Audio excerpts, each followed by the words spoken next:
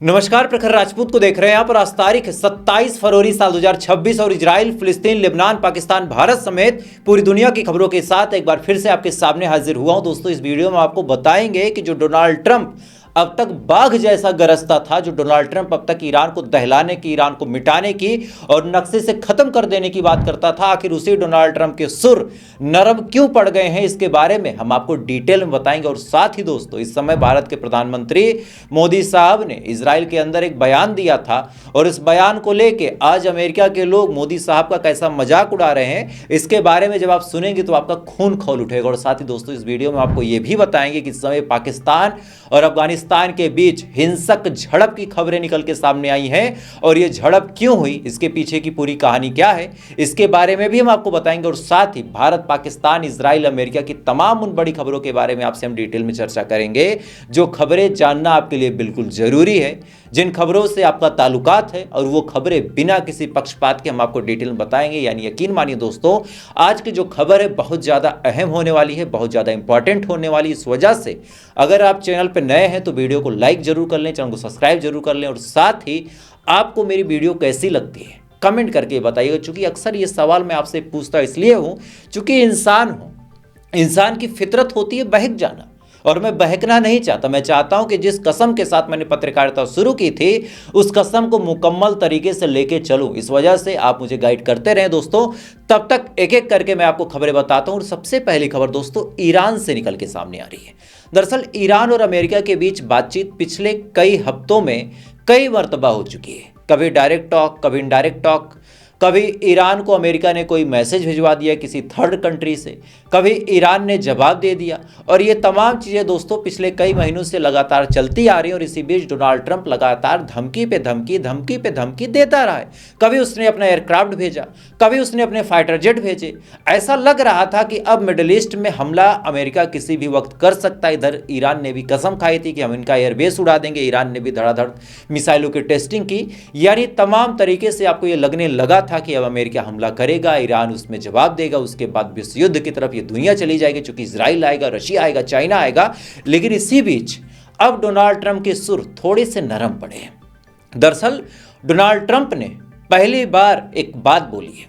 Donald Trump से जब ये पूछा गया, और खासकर चूंकि ईरान ने एक बात बोली थी कि अगर आप हमारे न्यूक्लियर के मामले में इंटरफेयर करना चाहते हैं तो सिंपल सी बात आप बताइए कि हमें क्या मिलेगा। अब ये सवाल जब डोनाल्ड ट्रंप से पूछा गया था तो उस दौरान डोनाल्ड ट्रंप ने कुछ कहा नहीं था।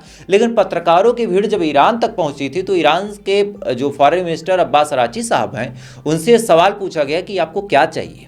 तो अब्बास अराची साहब ने साफ तौर पे कहा था कि हम अगर समझौता करने के लिए कुर्सी मेज पे बैठते हैं और टेबल टॉक करते हैं, तो ऐसे हाल में अगर हम अमेरिका की बातचीत सुन रहे हैं तो हमें भी तो अपनी बातें रखने के लिए कुछ होना चाहिए।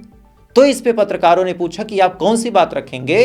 तब ईरान के अब्बास अराची हो गए, चाहे सुप्रीम लीडर खामनेई साहब हो गए, और चाहे अलग अलग और जो लोग हैं, उन्होंने साफ तौर पे कहना शुरू कर दिया था कि हम अमेरिका की बातचीत तभी सुनेंगे जब हमारे ऊपर लगे प्रतिबंध हटाए जाएं। हालांकि इसके बारे में अमेरिका की तरफ से कभी भी कोई कंफर्मेशन नहीं आई थी, लेकिन पहली बार डोनाल्ड ट्रंप के जो तेवर हैं वो नरम पड़े हैं। डोनाल्ड ट्रंप ने साफ तौर पे कहा है कि अगर न्यूक्लियर के मामले में हमारी बात ईरान सुनता है तो ऐसे हाल में जो सेंक्शंस हैं वो धीरे धीरे करके ईरान के ऊपर से हटा लिए जाएंगे।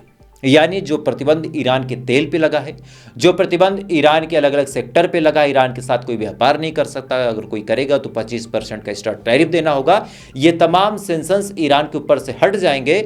बशर्ते सवाल बस सिंपल सा है कि ईरान न्यूक्लियर के मामले में अमेरिका की बात सुन ले।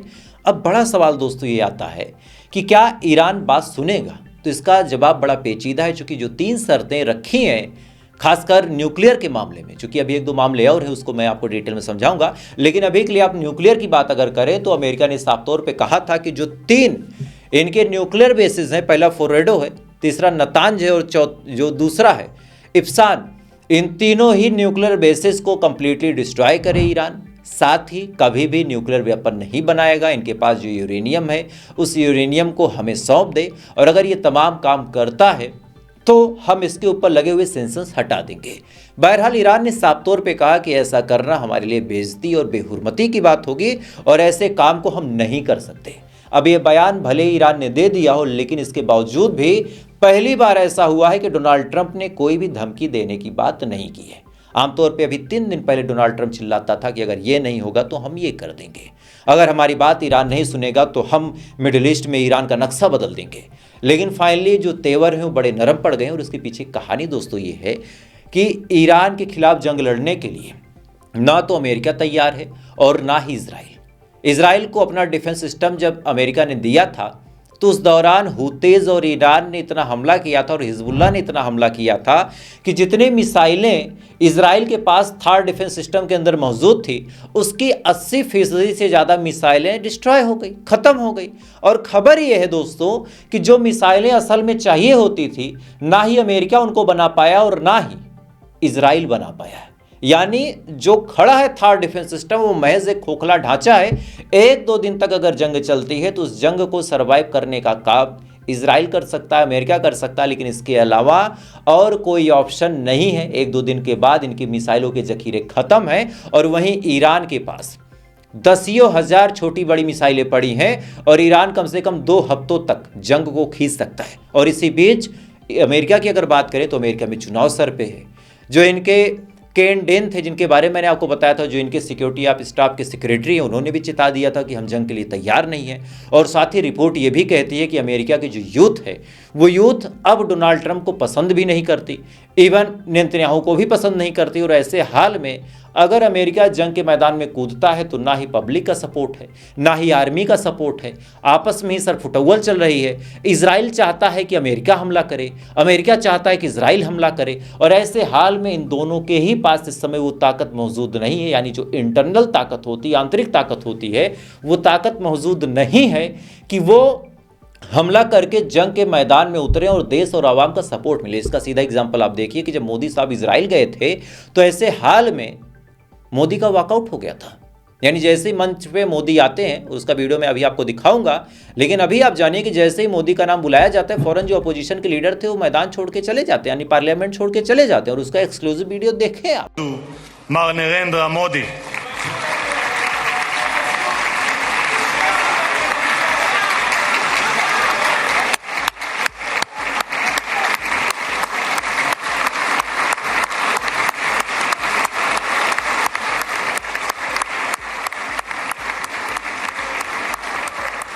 इस वीडियो में दोस्तों आप साफ तौर पे देख सकते हैं कि जब मोदी का नाम आया तो अपोजिशन चला गया।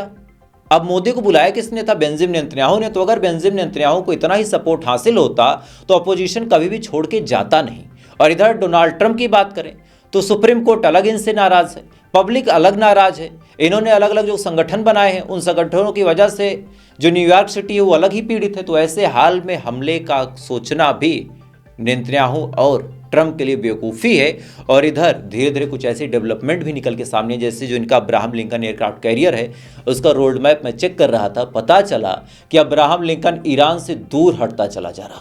ईरान से ओमान की तरफ बढ़ा और ओमान से ये इंडियन ओशन तक बढ़ा। बहरहाल इसके बारे में अमेरिका का कहना है कि हम थोड़ा सा मेंटेनेंस कर रहे हैं। तो सवाल बड़ा सिंपल सा है डोनाल्ड ट्रंप से कि बाबू एक बात बताओ, अगर जो तुम्हारा जेरार्ड फोर्ट था उसमें टॉयलेट की समस्या है, अब्राहम लिंकन में मेंटेनेंस की दिक्कत है, तो आखिर तुम आए ही क्यों थे? अगर तुम्हारे हथियारों में मूर्छा लगा है, तुम मैदान में जाके हथियारों का मूर्छा छुड़ा रहे हो तो तुम्हें छुड़ा के ही आना था। या फिर तुम्हें यह लगा था कि हम ये नौटंकी और धमकियां देना जब शुरू करेंगे तो ईरान डर जाएगा, डील हो जाएगी, जंग लड़नी नहीं पड़ेगी। लेकिन आज सिचुएशन अलग है दोस्तों। खैर, इधर तो डोनाल्ड ट्रंप हिचकिचा रहे हैं, लेकिन इधर जेडी वेंस जो अमेरिका के उपराष्ट्रपति हैं और जो मार्को रूबियो हैं, इन दोनों का ही मन है कि जंग हो जाए। मार्को रूबियो ने अपने बयान में साफ तौर पे कहा कि ईरान एक ऐसी मिसाइल बना रहा है जिसकी रेंज इस समय अमेरिका तक पहुंच सकती है और ये मिसाइल बहुत जल्द ईरान बना लेगा और ऐसे हाल में अमेरिका के ऊपर भी खतरा मंडराएगा और इसी वजह से आज हमला करना जरूरी है। क्या कुछ कहा था, थोड़ा सा सुनिए। The other thing I would point you to, however, is that Iran possesses a very large number of ballistic missiles, particularly short-range ballistic missiles that threaten the United States and our bases in the region and our partners in the region. And all of our bases in the UAE, in Qatar, in Bahrain. And they also possess naval assets that threaten shipping and try to threaten the U.S. Navy. So I want everyone to understand that, and beyond just a nuclear program, they possess these conventional weapons that are solely designed to attack America and attack Americans. इस video में दोस्तों आप साफ तौर पे सुन सकते हैं कि किस हिसाब से मार्को रूबियो हो गए, और इधर जेडी वेंस का भी बयान आपको सुनवा देता हूं। जेडी वेंस ने क्या कुछ कहा था वो भी आप जान लें। जेडी वेंस ने साफ तौर पे कहा था कि जिस समय अमेरिका अपने आप को जंग के मैदान से हटाने में मस्त है, वहीं ईरान अपनी तैयारियों में मशगूल है, और आने वाले 2-4-6 सालों में ईरान इतना मजबूत हो जाएगा कि ईरान से निपटना इम्पॉसिबल हो जाएगा। यानी बात बहुत साफ है कि जेडी वेंस और मार्को रूबियो का प्लान है कि उकसाया जाए, जंग के मैदान में इनको धकेला जाए, लेकिन कहानी कुछ और है। कहानी बहुत सिंपल सी है कि इजराइल और अमेरिका एक दूसरे के कंधे पे बंदूक रख के दागना चाहते हैं। चूंकि आप देखिए 3 बड़े मुद्दे ये लोग लेके चले थे, पहला परमाणु, दूसरा बैलिस्टिक और तीसरा प्रॉक्सी वार। अब आप देखिए ईरान इन तीनों मुद्दों में से एक मुद्दे पे इनको समेट के लेके आया है, वो भी न्यूक्लियर। उस पर भी ईरान बात सुनने को तैयार नहीं है। अमेरिका ने तमाम ऑफर दे दिए कि भैया हम सेंक्शन तक तुम्हारे ऊपर से हटा देंगे। अब सुनिए, आप खुद ही अपने दिमाग से सोचिएगा कि जो अमेरिका और जो इजराइल ये 3 मुद्दे लेके आए थे और बोल रहे थे कि हमारी सिक्योरिटी की बात है, ईरान केवल एक मुद्दे पे बातचीत करने को तैयार है और उस मुद्दे पे भी पूरी बात नहीं सुन रहा, और ये दोनों देश हमला नहीं कर पा रहे हैं, तो आप समझ जाइए कि कमी इनके में ही है। खैर, इधर ये तमाम चीज़ें तो दोस्तों चल रही है, लेकिन मोसाद और CIA के एजेंट अपने कामों में लगे हैं। रिपोर्ट तेहरान से निकल के सामने आई है कि एक वेयर हाउस में आज फिर से आग की लपटें देखी गई, और ये आग छोटे मोटे पैमाने पे नहीं लगी थी, बड़े ही भयानक पैमाने पे है, और मैं चाहूँगा कि उसका एक्सक्लूसिव वीडियो आप अपनी स्क्रीन पे देखें पहले।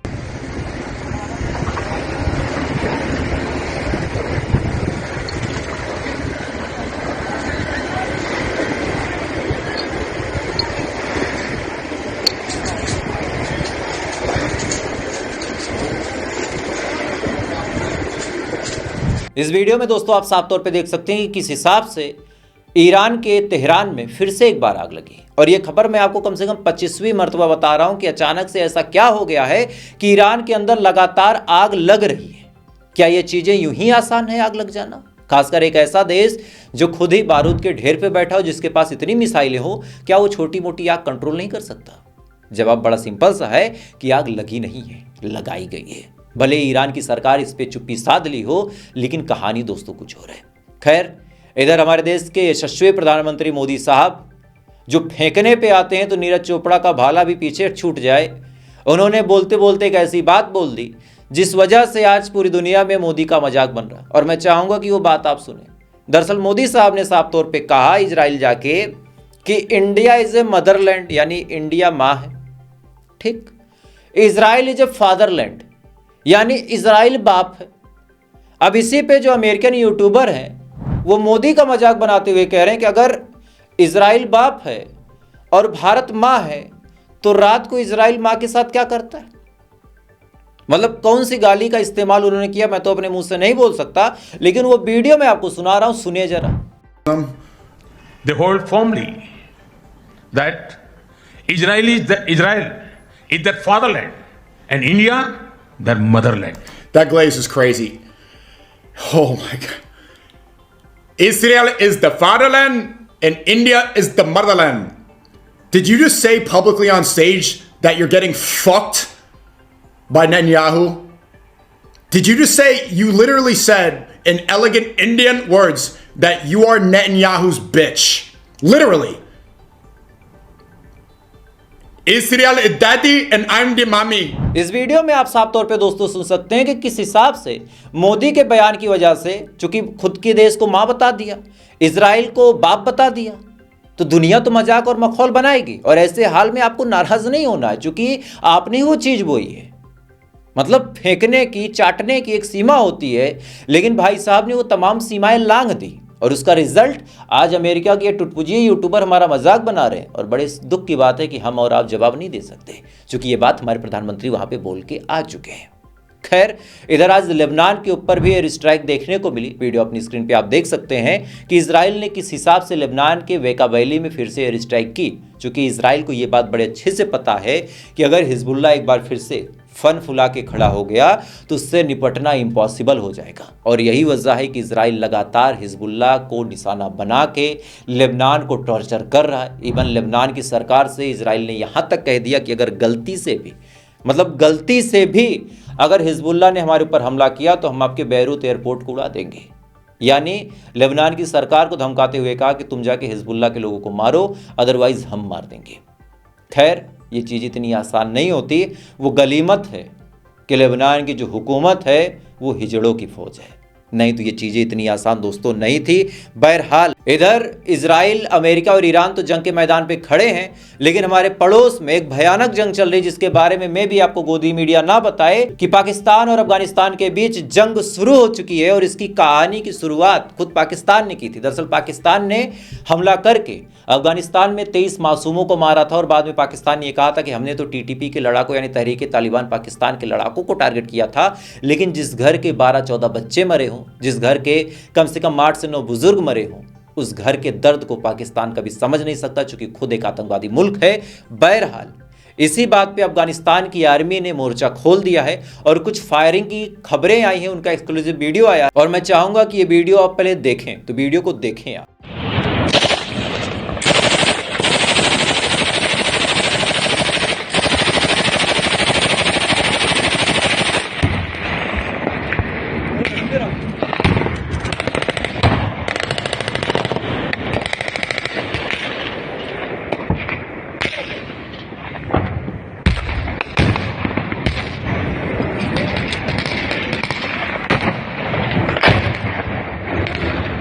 इस वीडियो में दोस्तों आप साफ तौर पे देख सकते हैं कि पाकिस्तान और अफगानिस्तान के बीच तड़तड़ा के गोलियां चल रही हैं और गोलियों से मरने वालों की तादाद अभी तक क्लियर नहीं हुई। लेकिन हाँ, कुछ ऐसी अपडेट आई हैं कि अफगानिस्तान ने पाकिस्तान की 2 चौकियों पे फायर करके उन चौकियों को खाली करवा लिया। यानी यकीन मानिए, जिस हिसाब का माहौल ईरान और अमेरिका के बीच बना हुआ है उससे कहीं ज़्यादा खतरनाक माहौल इस समय पाकिस्तान और अफगानिस्तान के बीच चल रहा है। भले ही इस चीज़ को ज़्यादा तवज्जो ना दी जाए, भले ही इस घटना को ज़्यादा कवर ना किया जाए, चूँकि ज़्यादातर लोग अमेरिका और ईरान में ही मशगूल हैं। पाकिस्तान को ऐसे कोई सीरियस लेता नहीं, अफगानिस्तान के बारे में ज़्यादा कोई बातचीत करना नहीं चाहता, क्योंकि अफगानिस्तान की सरकार को ज़्यादातर देशों ने रिकॉग्नाइज यानी पहचान नहीं दी है।